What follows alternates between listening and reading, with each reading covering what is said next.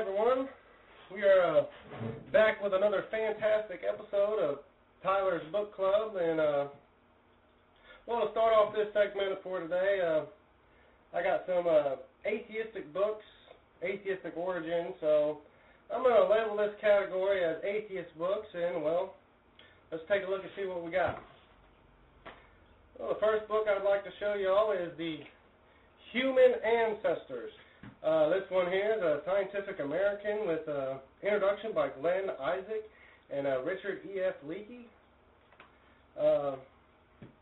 Just as the voyage of Columbus opened up a new continent for European exploration, so inside of the Charles Darwin made science aware of the uncharted realm. Darwin showed that the living organisms of the modern world were each the end product of a long, long process of change. Science was given the challenge of exploring the history of life, from the start of charting the sources and the course of evolutionary stream that led the human species was an aspect that held special interest. And, well, the theory of evolution profoundly changes the specifics of our beliefs about our origins, but it does not allow us to escape the question of what kind of creatures are we human beings. This article in this collection encourages the reader to consider what we are and what we might become. Well, this book here looks like came from Charles Darwin, one of his great achievements on the origins of species. This book has a closer look, and it's, I like it because it's got some illustrations. Here's a monkey brain and a person brain, and here's a monkey skull and a human skull, and different animals. See what else we got here.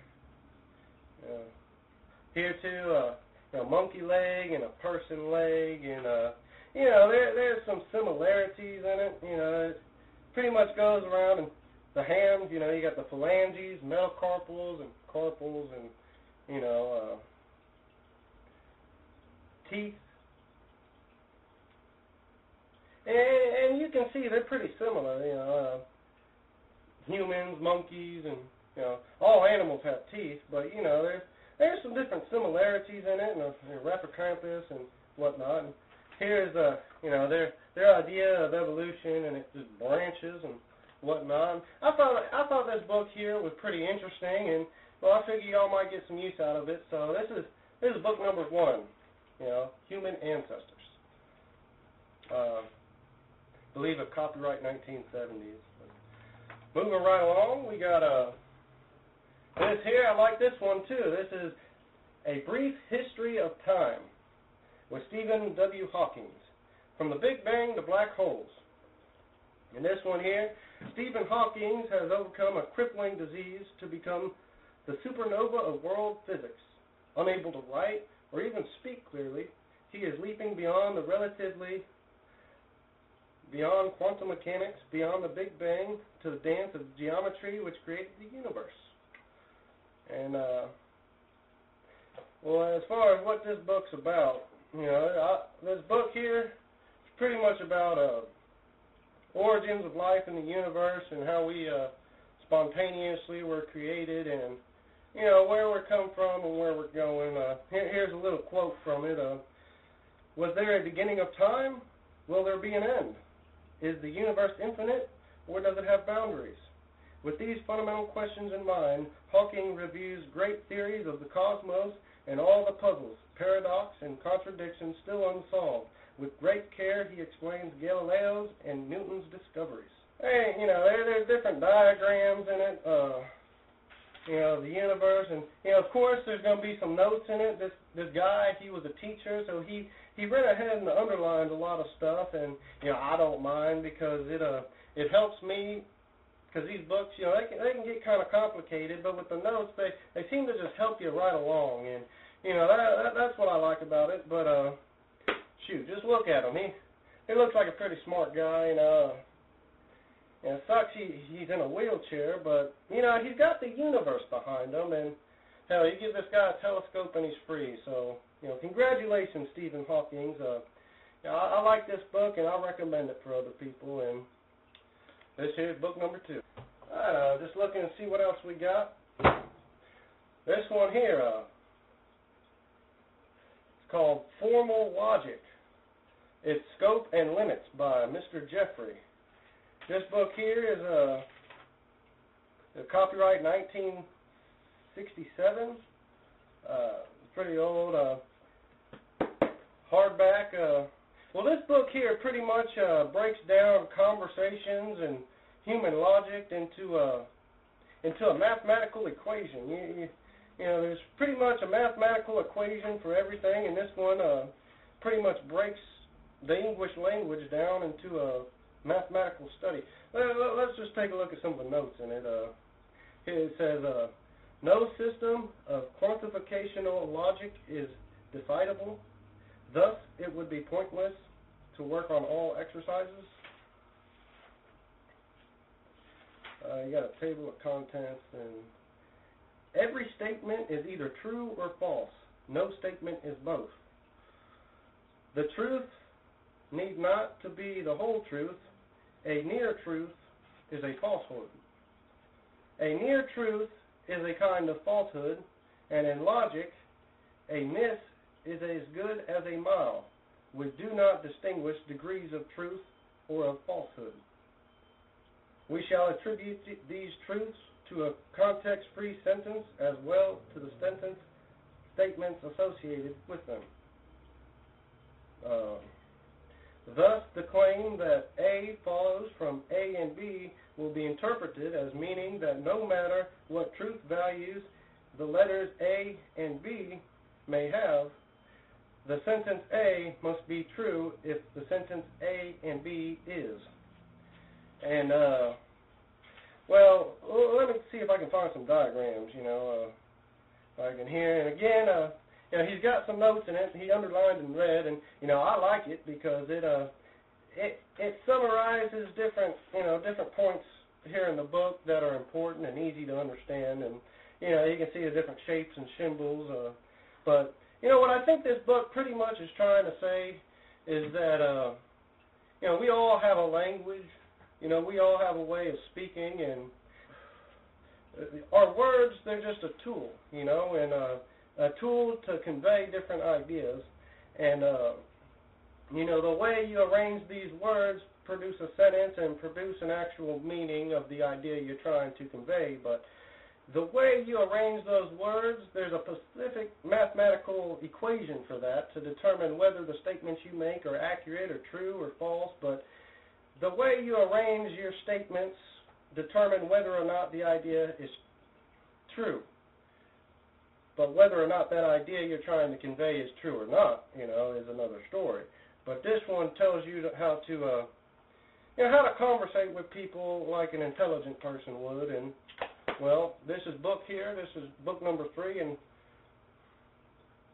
let's move right along. Here's my last book, and this one here happens to be my favorite. This one here is called The Conquest of Happiness by Bertrand Russell, winner of the Nobel Prize. This one here is, I believe, copyrighted 1958, 1930s. Well, in the table of contents, you see it's broken down into 2 parts. It's part 1 is the causes of unhappiness, what makes people unhappy, Byronic unhappiness, competition, boredom, excitement, fatigue, envy, the sense of sin, prosecution, mania, and fear of public opinion. And then here in part number 2, there's the causes of happiness. And is happiness still possible? Zest, affection, the family, work, personal interest, effort, and resignation, and the happy man. And, I'm just going to show you all a couple quotes that, it's got notes in it too, and, bear with me. I like the notes, and you ain't going to find books that actually been read and noted and, all that, because, and this book here helps you along, and, I feel like I'm reading it, and there's someone helping me through it. So, let's just read a couple quotes out of it. Here we go. External discipline is the only road to happiness for those unfortunates whose self-absorption is too profound to be cured in another way. his sense of sin may be buried deep in his unconsciousness. Partly it is due to having successfully dismissed certain objects of desire, such as the acquisition of undoubtable knowledge about something or other, as essentially unattainable. But very largely it is due to a distinguishing preoccupation of myself. Let's see if we can find some better quotes in here. It's full of some really good quotes, and it would really change your outlook if you just read a few pages in this book. It sure has changed mine. And well, the second, love is to be valued because it enhances all the pleasures. Love is able to break down the hard shell of the ego, since it is formed of biological cooperation in which the emotions of each are necessary to the fulfillment of the other's intensive purposes. And, there's a lot of other stuff like that. Too much travel, too much variety of impressions are not good for the young, and the cause of them as they grow up to be incapable of enduring fruitful modesty. And, well, we're going to do one last quote here because, I really enjoyed this book, and I think you would too. When a difficult or worrying decision was to be reached, as soon as all the data is available, give the matter your best thought and make your decision. Having made the decision, do not revise it unless some new facts come to your knowledge. Nothing is so exhausting as indecision, and nothing is so futile. A great many worries can be distinguished by realizing the unimportance of the matter which is causing the anxiety. And those are some very good wise words from some very wise people. And well, here it is again. This one here, Nobel Prize winner Bertrand Russell. I want to thank you for this book, and I will recommend it to my viewers. Here it is, The Conquest of Happiness. And, these are different atheist books that, and here's this one, to go with it. You got the formal logic and its scopes and limits. Of course, you got Stephen Hawking and the Brief History in Time and Human Ancestors, and Charles Darwin and his skull chart, and I think this would be very enlightening to people, the atheist viewers, people who believe in atheism. I'm not an atheist, but I can see how people can reach that. Everyone's different and they have different beliefs, so I think this would be a good good collection for the atheist, to look into if he wants to study his own beliefs. I got lots of philosophy books. I'm gonna try to post as many books as I can. But here's the atheist collection, and if y'all are interested, go ahead and check it out. I'll provide a link for these books, and thanks for listening, and y'all have a good day. Subscribe if you'd like. We'll see you next time.